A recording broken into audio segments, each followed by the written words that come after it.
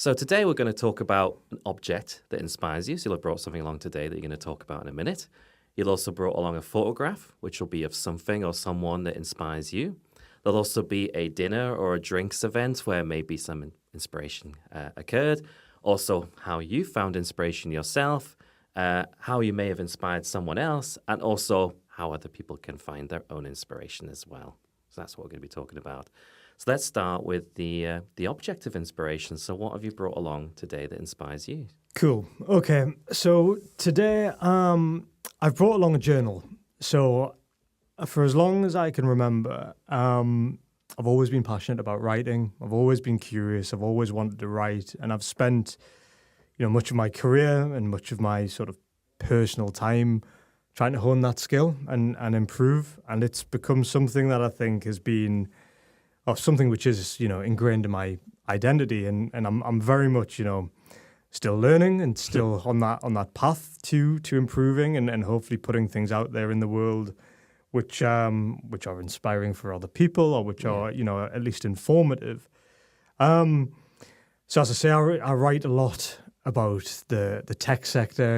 I interview a lot of entrepreneurs. I've been very, I guess, externally facing with my words. But as you probably know, Peter, a couple of years ago, I had a really, life-threatening accident where that resulted in me spending a lot of time in hospital, suffering from paralysis following a broken back.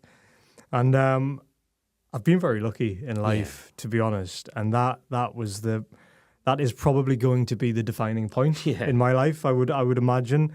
And I have to say, in the initial days, the sort of the darker days, I really struggled. And I kind of couldn't cope with what had happened, if truth be told. So I think it might sound like a total cliche here, and I hope it doesn't, but I think writing helped save my life. So I've brought with me the journal that I kind of relied upon and invested in over the months I was in hospital. So each day I would write about what had happened that very day, or what I was thinking, or what I was worrying about, or even what I was thankful for and what I valued. And I think I've not been able to read it cover to cover, even 30 months on. I've read snippets here and there.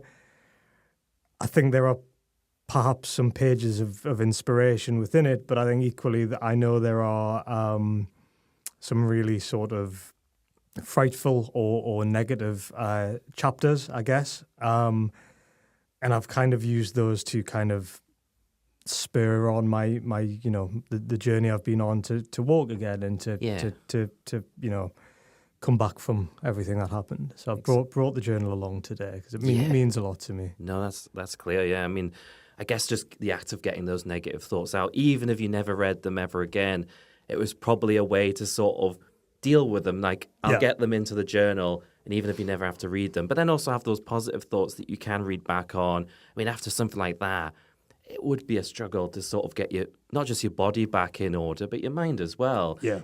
I've never gone through anything like that, but I kind of understand that kind of negativity you'd have to deal with initially, getting it out in the journal, even if it stays closed, and then you can bring in that positivity later as as your mind and body were recovering. That does mean a lot. That would be something that would be quite inspirational to have with you. Yeah, definitely. Yeah. So I think it was cathartic at the time, and I think the full cycle of emotions, from fear to depression to anxiety, but equally to hope and thankfulness and relief as well. So I think it's something that, while it is moleskin with paper inside of it, it's also full of I guess my identity, who I was, who I am, where I'm going. So when you asked me to bring something along, it was the only thing that I thought of, to be honest. Sense. So there you go. No, it's a powerful thing to have. It would have helped you in so many ways. And even like I said, even if you never read those things back, just to have got that out, it's almost chronicling a journey that you may never read fully, but you can take things from and, remember those moments and deal with those negative emotions and kind of know that is what helped you was just getting it out there. Yep. Even if it's just in a closed journal, that was something that you needed that helped you sort of move on and get where you are now.